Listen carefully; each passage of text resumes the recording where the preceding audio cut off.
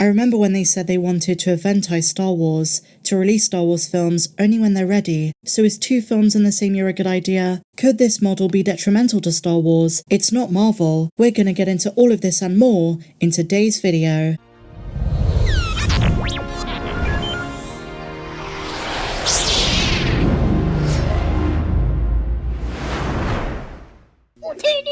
Alright guys, so we just got some pretty enormous Star Wars news. This concerns the upcoming Star Wars films, the 3 that were announced at Star Wars Celebration. This comes from The Hollywood Reporter. Now as we know, there are writer strikes, and it seems to have affected the entire industry. So here are the updates from Disney. The 2025 Star Wars film has been pushed to 2026, and we're not just getting 1, but 2 Star Wars films that year, 2 in 2026, 1 in May, and the other one later in the year in December. So in terms of which Star Wars films we're getting first, it appears as though the first film we're getting is the Daisy Ridley one by Sharmeen Obaid-Chinoy, 15 years after the events of The Rise of Skywalker. And they say this one is the furthest along in development. The second film in 2026 is very likely to be Dave Filoni's film, and the third film by James Mangold is probably going to be in 2027.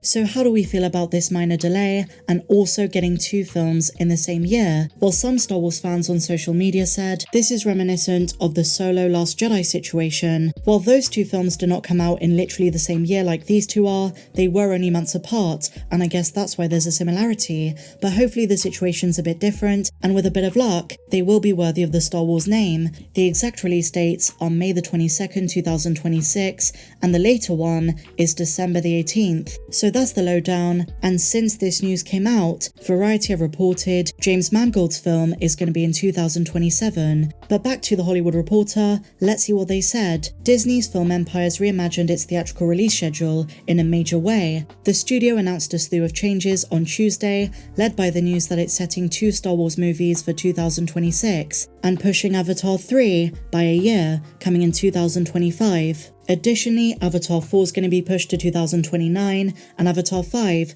2031, meaning Avatar 4 and Avatar 5 will open 3 years later than previously announced. Also, on the Marvel Studios front, and I know I'm not Marvel Meg, I'm Star Wars Meg, this is still relevant. Avengers: The Kang Dynasty has been pushed to May 2026 on the 1st of the month, so just a few weeks before the Rey film, just before Star Wars. Also on the Marvel front, the follow-up Avengers: Secret Wars has been pushed to May 7th, 2027. Speaking on the subject of Star Wars, they say, quote, Lucasfilm has not had a Star Wars feature in theaters since 2019's Star Wars: The Rise of Skywalker. At Star Wars Celebration a couple of months ago, they did tease the future of the theater side of things for Star Wars, one about Daisy Ridley's Rey, the other one is a Mando film by Dave Filoni, and a feature epic about the origins of the Jedi by James Mangold. And so these adjusted release dates have been given to them by Lucasfilm, and I guess now it's the age-old thing with Star Wars. How many of these will come to fruition?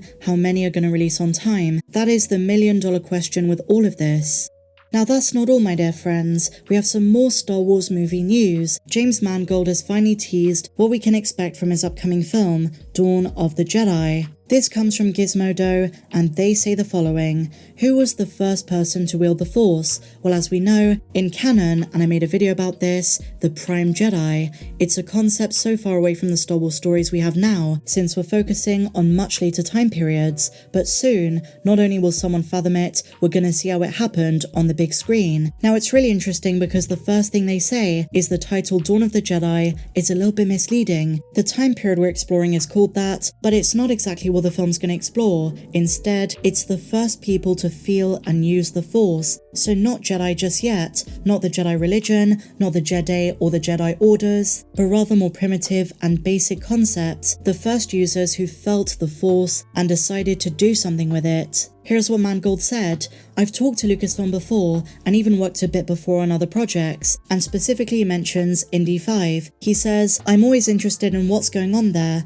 and I have friends who work on other Star Wars projects, but I understood what they were doing was continuing the saga forward. So when I mentioned to Kathleen Kennedy the idea of going backwards, really far backward, I was surprised it excited her and the other people she works with at Lucasfilm. He says for him, it's about wanting to be a part of the saga but also doing something different. He doesn't want to be beholden to so much lore that he cannot tell the story properly. So in other words, he's going off-piste, exploring a time period we don't know much about in canon. And I presume, hopefully, they're going to draw upon some non-canon sources too, because this time period has an expansive backstory in the expanded universe. And so describing his film, he says, quote, "What I told Kathy, can we make the 10 Commandments of the Force an origin story of how the Force came to be known, understood, wielded, and harnessed, and then the origins of the Jedi religion?" But they're starting further back. So it seems as though it was Mangold himself who decided to look at the big picture of what Lucasfilm was doing, wanted to join the fun, but didn't want to be encumbered by other stories, which has been an issue for some of the current output.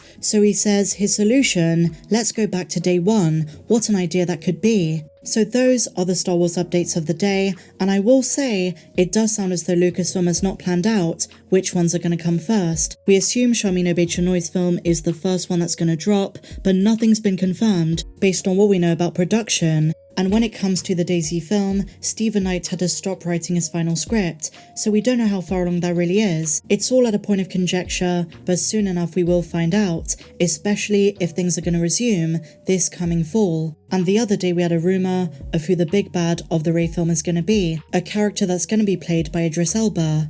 All of the delays are very likely due to the writer's strike, which is currently ongoing. If it doesn't resolve, then the delays could get much longer, depending on how far it goes. Fans should brace themselves for even more. It's also unclear how far along in the writing process everything is. We also have to factor in the uncertainty of Taika Waititi's film, Kevin Feige's film, so a lot is up in the air, and very few updates from Lucasfilm themselves. So again, is it considered an exciting prospect to have 2 Star Wars films in the same year? Are there concerns to do with quality? Instead of pumping out 2 films in one go, should they take their time and let them breathe individually? That's another thing I've seen. Some fans are worried the quality is gonna suffer. I think they're following the Marvel model, and very similar to Solo and The Last Jedi, the 2 films coming out in 2026 are very separate. They take place at different points in the timeline with practically no interconnectivity. We might not know too much about the films at this stage, but that is not something they're doing. They're not tied together in any way, shape or form. So my question to you, which of these are you most excited about? Online, in terms of fan discussions, I've seen the most apathy towards the Rey film. Personally, I'm looking forward to more stories with the character, because this time they could get her right. But share your thoughts on this and everything we spoke about in the comments down below. If you enjoyed this video, my dear friends, please be sure to give me a big fat thumbs up, subscribe if you're new, and if you want more videos not found here on YouTube, while also getting access to our Discord server, then click the link down there in the description. They'll take you over to Patreon. But until the next one, my dear friends, may the Force be with you, always. We all sort of sat around a bit stunned, and then I was trying to scurry off into the car to cry, and then I had to watch some Friends to wind down. It's a lot. It moves super fast, so it's like super snappy, so you're sort of like so tuned in. We really didn't process it till the end, because suddenly you're like, oh my gosh.